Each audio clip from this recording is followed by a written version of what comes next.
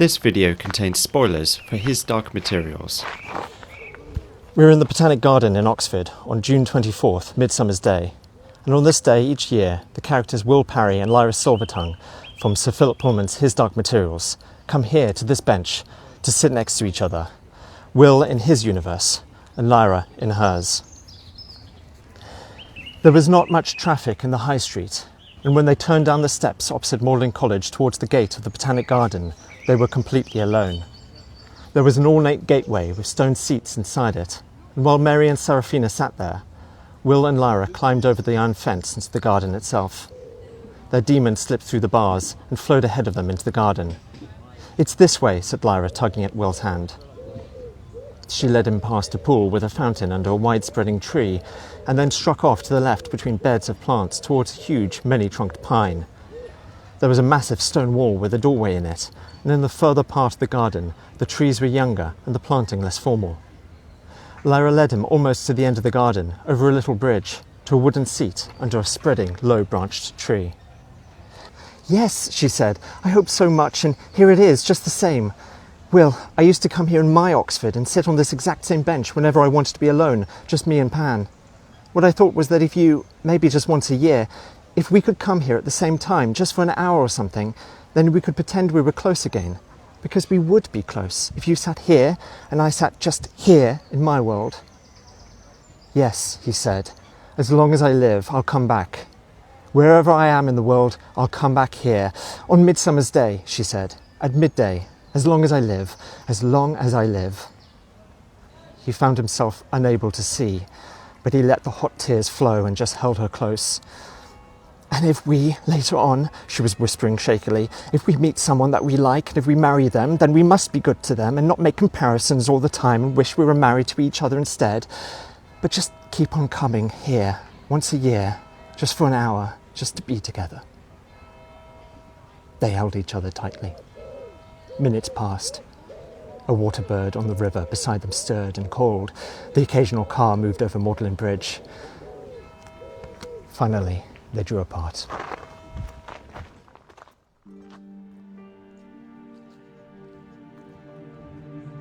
I'm not the only literary pilgrim to come this way.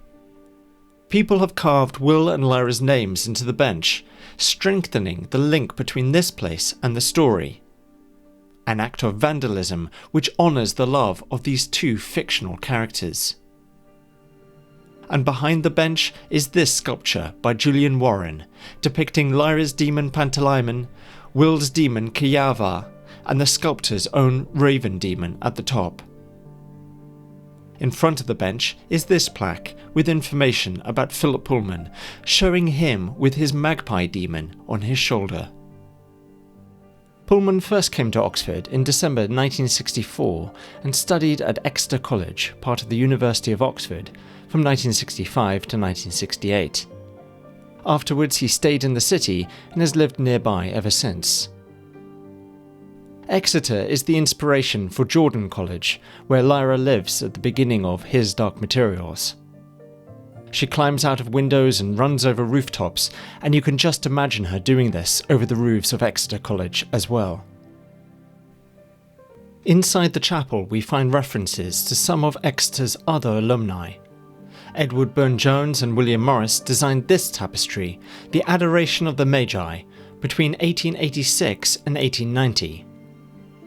Morris's prose romances are early examples of fantasy literature which inspired another of Exeter's alumni, J.R.R. Tolkien, when he wrote his own works of fantasy. Pullman even met Tolkien at a dinner in the college in 1968. He is seen here in bust form near the entrance of the chapel.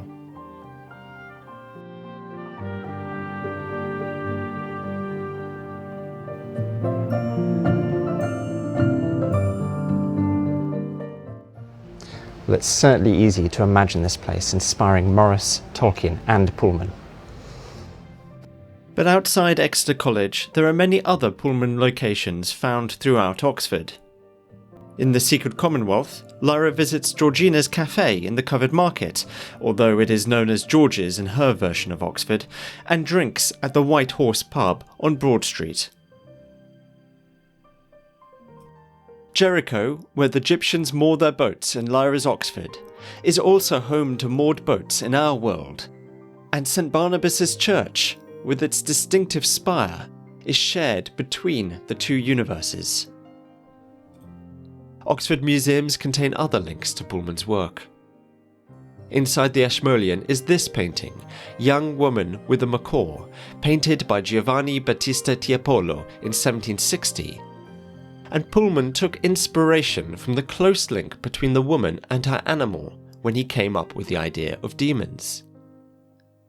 You can also find props from the TV adaptation of his Dark Materials in the History of Science Museum, including the alethiometer, photograms of the Northern Lights, and Will and Lyra's costumes. But to see my favourite of Pullman's Oxford locations, we have to go out of the city centre, across Port Meadow, where the cows are cooling themselves down in the water, and walk to the ruins of Godstow Abbey.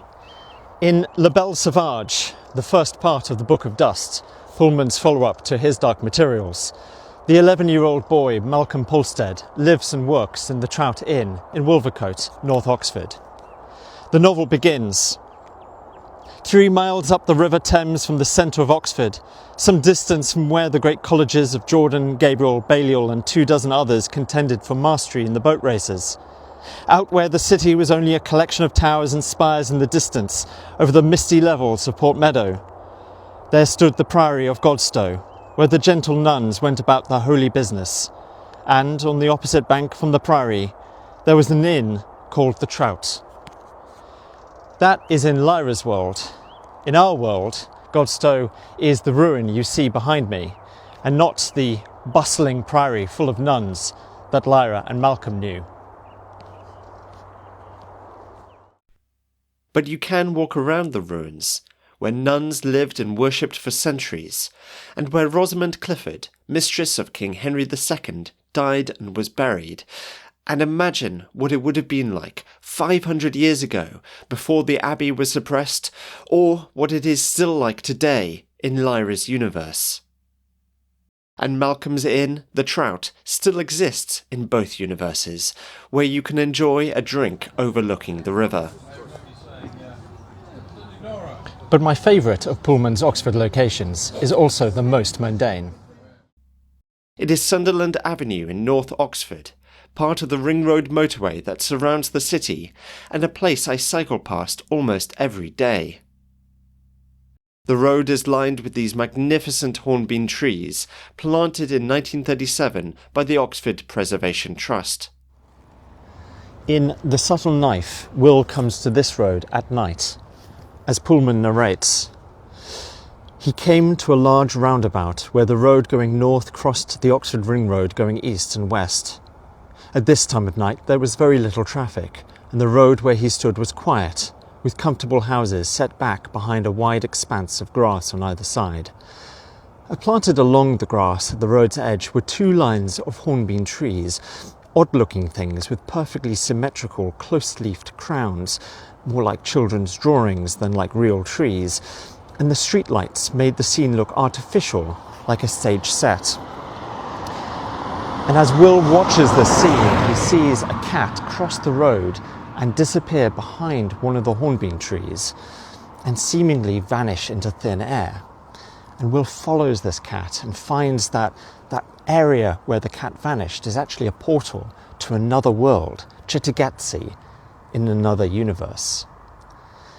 Pullman is following in a long tradition of writers who used everyday, mundane objects and places as portals to fantasy, magical worlds.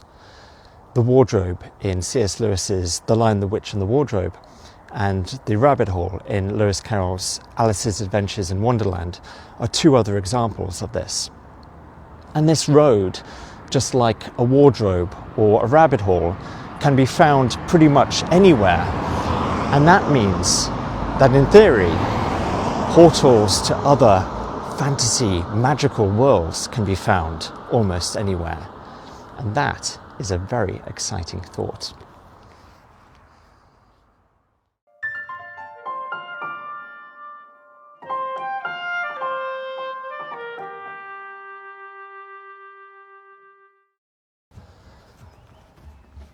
Oxford is a beautiful, magical place, and countless writers have used it as a setting in their work. But what I love about Pullman's use of Oxford is that he doesn't just focus on the centre of the city, like some writers do, with its magnificent colleges and medieval architecture, but he also includes some of the more obscure, mundane parts of Oxford, including cafes, park benches, and even ring roads. In his essay, The Writing of Stories, published in this book, Demon Voices, Pullman discusses the part in The Amber Spyglass when Lyra tells a true story about her own life to the Harpies, and that story is more exciting and enriching than any fantasy she could make up. And in this essay, Pullman says that in his Dark Materials, there is a movement away from fantasy and towards realism, which is why Lyra goes to school at the end of the books. This isn't meant to be some disappointing anticlimax, but the beginning of something new and exciting. Lyra is growing up. She's gaining new experiences. Oxford can also be an exciting place, and not just in Lyra's fantasy world, but in our world too. And that excitement can be found across the city, including in its most ordinary, mundane locations.